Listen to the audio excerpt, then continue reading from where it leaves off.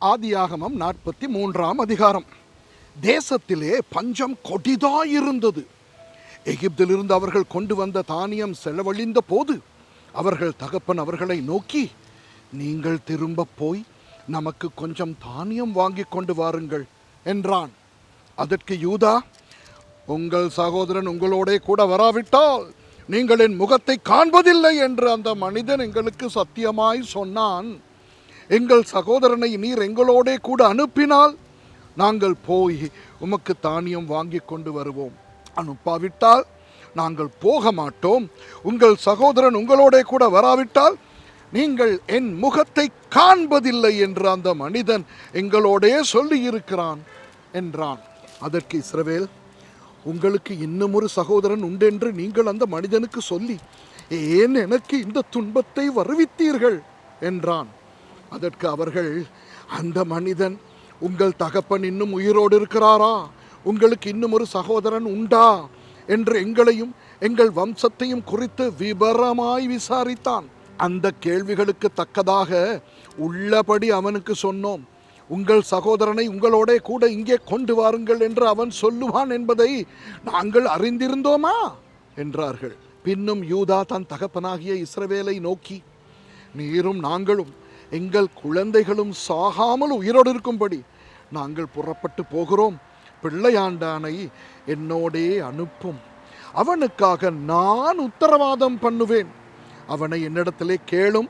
நான் அவனை உம்மிடத்தில் கொண்டு வந்து உமக்கு முன்பாக நிறுத்தாமற் போனால் எந்நாளும் அந்த குற்றம் என்மேல் இருப்பதாக. நாங்கள் தாமதியாதிருந்தோமானால் இதற்குள்ளே 2ஆம் தரம் போய் திரும்பி வந்திருப்போமே என்றான். அதற்கு அவர்கள் தகப்பனாகிய இஸ்ரவேல், அப்படியானால் ஒன்று செய்யுங்கள். இந்த தேசத்தின் உச்சிதமான வஸ்துக்களில் கொஞ்சம் பிசின் தைலமும் கொஞ்சம் தேனும் கந்த வர்க்கங்களும் வெள்ளை போளமும் தெரபிந்து கொட்டைகளும் வாதுமை கொட்டைகளும் உங்கள் சாக்குகளில் போட்டு அந்த மனிதனுக்கு காணிக்கையாக கொண்டு போய் கொடுங்கள். பணத்தை இரட்டிப்பாய் உங்கள் கைகளில் கொண்டு போங்கள். சாக்குகளின் வாயிலே திரும்ப கொண்டு வந்த பணத்தையும் கொண்டு போங்கள். அது கைப்பிசகாய் வந்திருக்கும். உங்கள் சகோதரனையும் கூட்டிக் கொண்டு அந்த மனிதனிடத்துக்கு மறுபடியும் போங்கள். அந்த மனிதன் அங்கிருக்கிற உங்கள் மற்ற சகோதரனையும் பெஞ்சமீனையும் உங்களுடனே அனுப்பிவிடும்படிக்கு சர்வ வல்லமையுள்ள தேவன் அவன் சமூகத்தில் உங்களுக்கு இரக்கம் கிடைக்க பண்ணுவாராக. நானோ பிள்ளையற்று போனவனை போல் இருப்பேன் என்றான். அப்பொழுது அவர்கள் காணிக்கையையும் தங்கள் கைகளில் இரட்டிப்பான பணத்தையும் எடுத்துக்கொண்டு பெஞ்சமீனையும் கூட்டிக் கொண்டு பிரயாணப்பட்டு எகிப்துக்கு போய் யோசேப்பின் சமூகத்தில் வந்து நின்றார்கள்.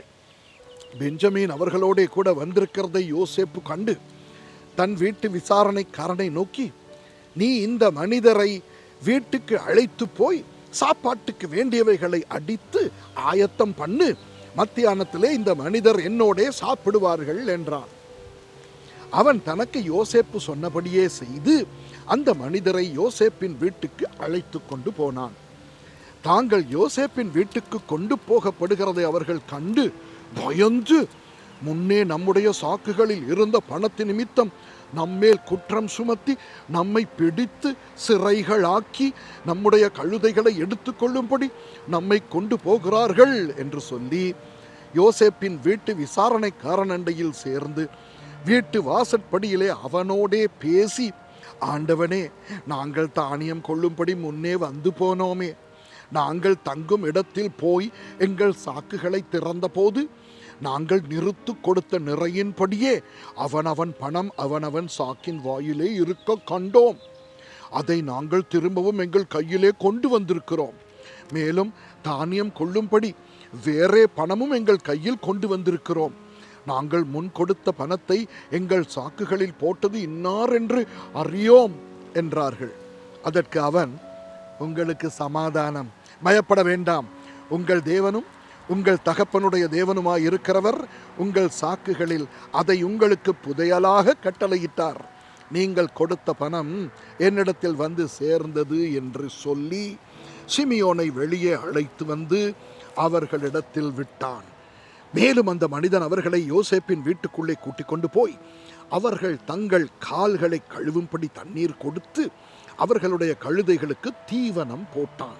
தாங்கள் அங்கே போஜனம் செய்ய போகிறதை அவர்கள் கேள்விப்பட்டபடியால் மத்தியானத்தில் யோசேப்பு வருமளவும் காணிக்கையை ஆயத்தமாய் வைத்து காத்து கொண்டிருந்தார்கள். யோசேப்பு வீட்டுக்கு வந்தபோது அவர்கள் தங்கள் கையில் இருந்த காணிக்கையை வீட்டுக்குள் அவனிடத்தில் கொண்டு போய் வைத்து தரை மட்டும் குனிந்து அவனை வணங்கினார்கள். அப்பொழுது அவன் அவர்கள் சுக செய்தியை விசாரித்து, நீங்கள் சொன்ன முதிர் வயதான உங்கள் தகப்பன் சுகமாயிருக்கிறாரா? அவர் இன்னும் உயிரோடு இருக்கிறாரா என்று அவர்களிடத்தில் விசாரித்தான். அதற்கு அவர்கள், எங்கள் தகப்பனாராகிய உமது அடியான் சுகமாயிருக்கிறார், இன்னும் உயிரோடு இருக்கிறார் என்று சொல்லி குனிந்து வணங்கினார்கள். அவன் தன் கண்களை ஏறெடுத்து தன் தாய் பெற்ற குமாரனாகிய தன் சகோதரன் பெஞ்சமீனை கண்டு, நீங்கள் எனக்கு சொன்ன உங்கள் இளைய சகோதரன் இவன்தானா என்று கேட்டு, மகனே, தேவன் உனக்கு கிருபை செய்ய கடவர் என்றான். யோசேப்பின் உள்ளம் தன் சகோதரனுக்காக பொங்கினபடியால் அவன் அழுகிறதற்கு இடம் தேடி துரிதமாய் அறைக்குள்ளே போய் அங்கே அழுதான். பின்பு அவன் தன் முகத்தை கழுவி வெளியே வந்து தன்னை அடக்கிக் கொண்டு, போஜனம் வையுங்கள் என்றான். எகிப்தியர் எபிரேயரோட சாப்பிட மாட்டார்கள். அப்படி செய்வது எகிப்தியருக்கு அருவருப்பாயிருக்கும். ஆகையால் அவனுக்கு தனிப்படவும் அவர்களுக்கு தனிப்படவும் அவனோடே சாப்பிடுகிற எகிப்தியருக்கு தனிப்படவும் வைத்தார்கள். அவனுக்கு முன்பாக மூத்தவன் முதல் இளையவன் வரைக்கும் அவனவன் வயதின்படியே அவர்களை உட்கார வைத்தார்கள். அதற்காக அவர்கள் ஒருவரை ஒருவர் பார்த்து ஆச்சரியப்பட்டார்கள். அவன் தனக்கு முன் வைக்கப்பட்டிருந்த போஜனத்தில் அவர்களுக்கு பங்கிட்டு அனுப்பினான். அவர்கள் எல்லாருடைய பங்குகளை பார்க்கிலும் பெஞ்சமீனுடைய பங்கு 5 மடங்கு அதிகமாயிருந்தது. அவர்கள் பானம் பண்ணி அவனுடனே சந்தோஷமாயிருந்தார்கள். ஆமென்.